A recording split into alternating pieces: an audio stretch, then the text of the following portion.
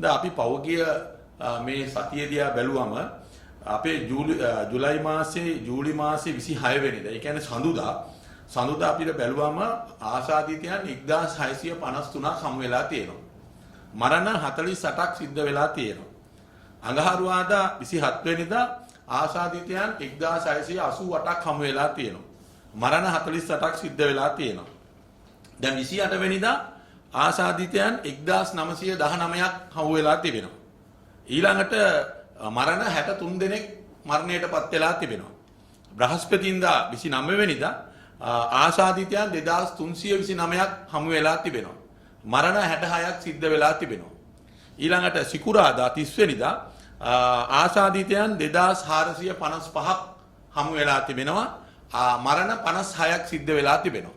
මේක තමයි මේ පහුගිය සඳුදා ඉඳන් ඊයේ සිකුරාදා වෙනකන් ආණ්ඩුව මගින් නිකුත් කළ විස්තර. ඉතින් මේ විස්තර ගැනත් අපිට ගැටලු තියෙනවානේ.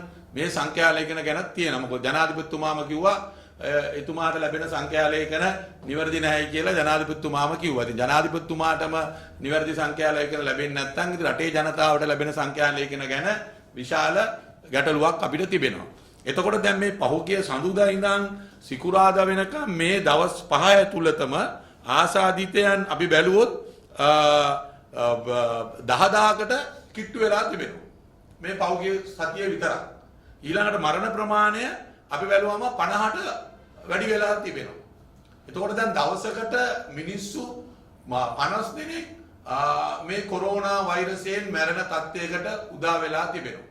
දවසකට 50යි කියලා කියන්නේ මාසෙට 1500ක් මැරෙනවා කොරෝනා වලින්.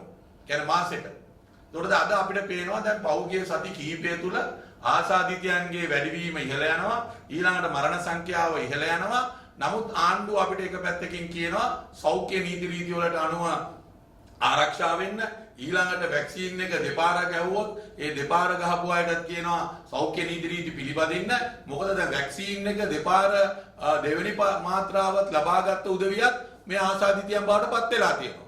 විශේෂයෙන්ම සෞඛ්‍ය සේවයේ ඉන්න විශාල පිරිසක් අපි දන්නවා බොහෝ පිරිසක් මේ ආසාදිතයන් බවට පත් වෙලා තියෙනවා දෙවෙනි මාත්‍රාව ගත්ත උදවියන්.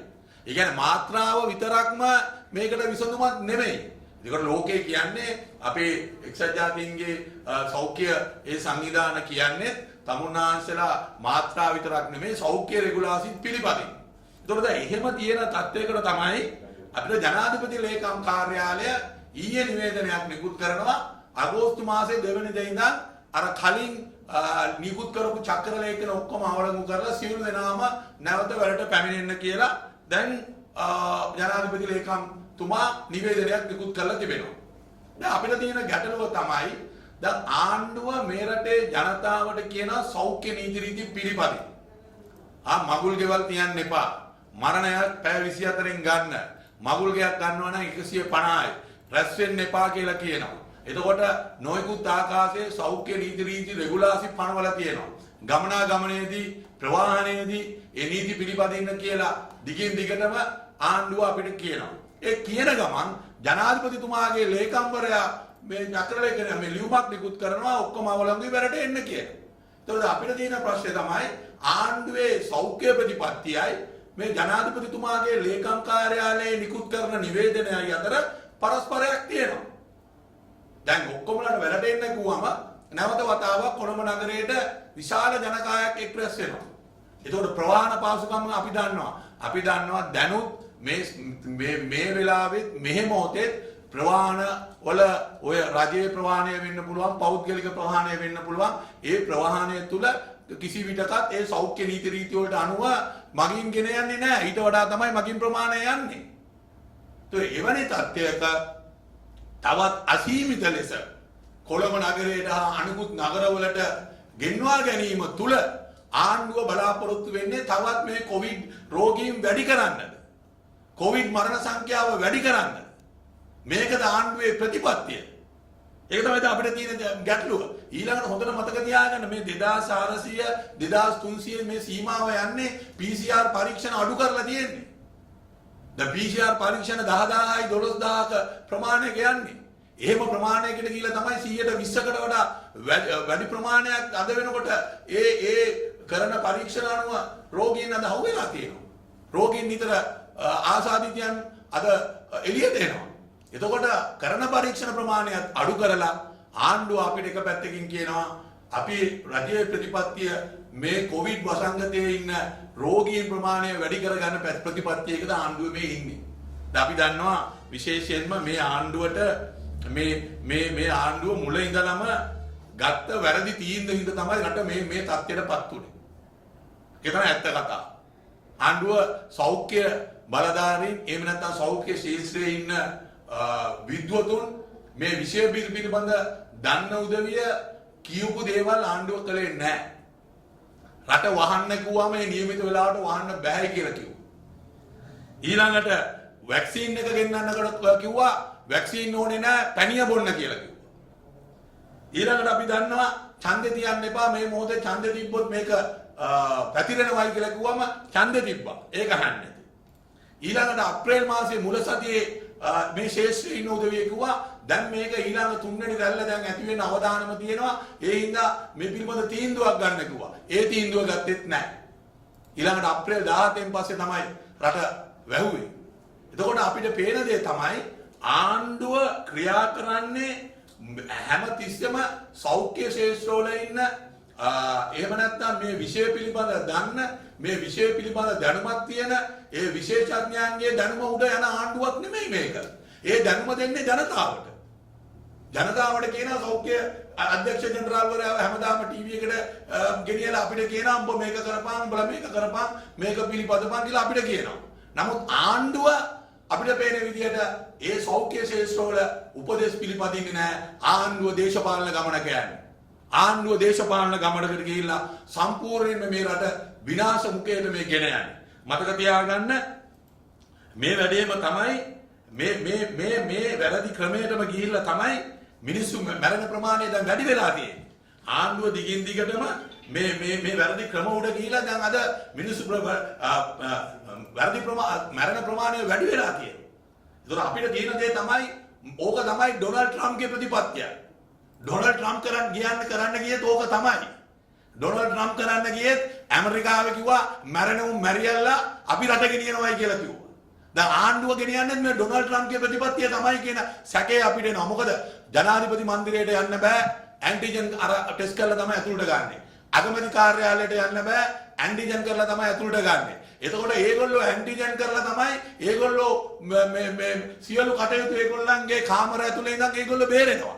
ඒගොල්ලෝ බේරිලා මේ සමාජයේ මේ රටේ ඉන්න පහළ ඉන්න ඒ සමාජ තීරුවේ ජීවිත විශාල ගණනකින් වන්දි ගෙවීමේ තීන්දුව තමයි ආණ්ඩුව අරන් තියෙන්නේ.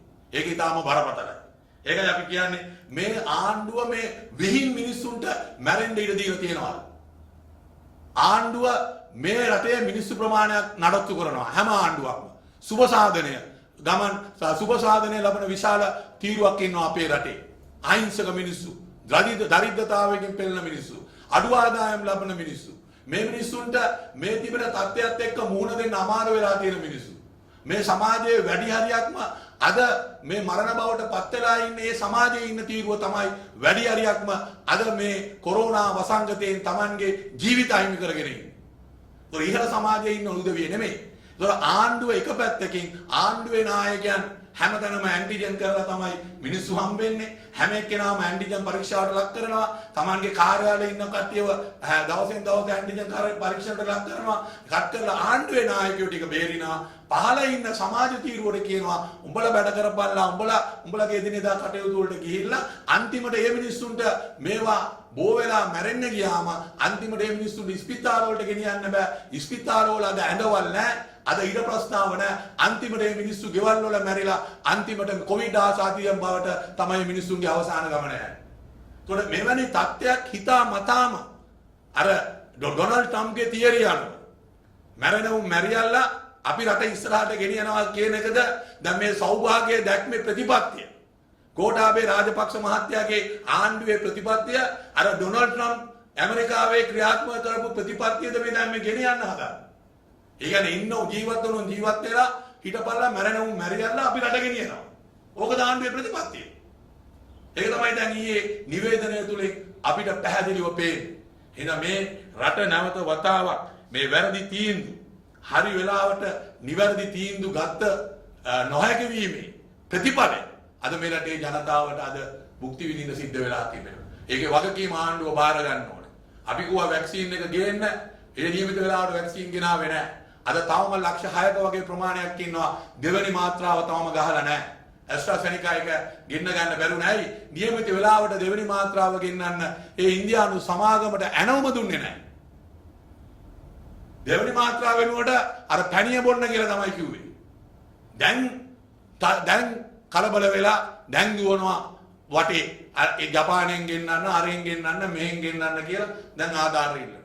එහෙනම් අපිට පේනවා මුල ඉඳන්ම ආණ්ඩුව මේක දේශපාලනය කරලා Tamanගේ වාසියට මේක හරවගෙන වැඩ කරපු හින්දා Tamanගේ දේශපාලන න්‍යාය පත්‍රයක් උඩ මේ කොවිඩ් පාලනය කරන්න කියලා අද මුළු රට පුරාම ඉන්න ජනතාව මේකේ ගොදුරක් බවට අදපත් වෙලා තියෙනවා. ඒකේ වගකීම මේ ආණ්ඩුව බාර ගන්න ඕනේ කියන එක තමයි අපි කියන්න ඕනේ. ඒ වගේම ආණ්ඩුවට කියනවා අර ඩොනල්ඩ් ට්‍රම්ප්ගේ ප්‍රතිපත්තිය ක්‍රියාත්මක කිරීම තුල තව තවත් මේ රට කොවිඩ් වසංගතය හරහා අසීරු තැනකට තල්ලු වීම හා ජනතාවගේ ජීවිත මේ කොවිඩ් වසංගතයත් එක්ක බිලිවීමට ඉඩ දෙන්න එපායි කියන එකත් අපි ආණ්ඩුවට කියන්න කැමතියි.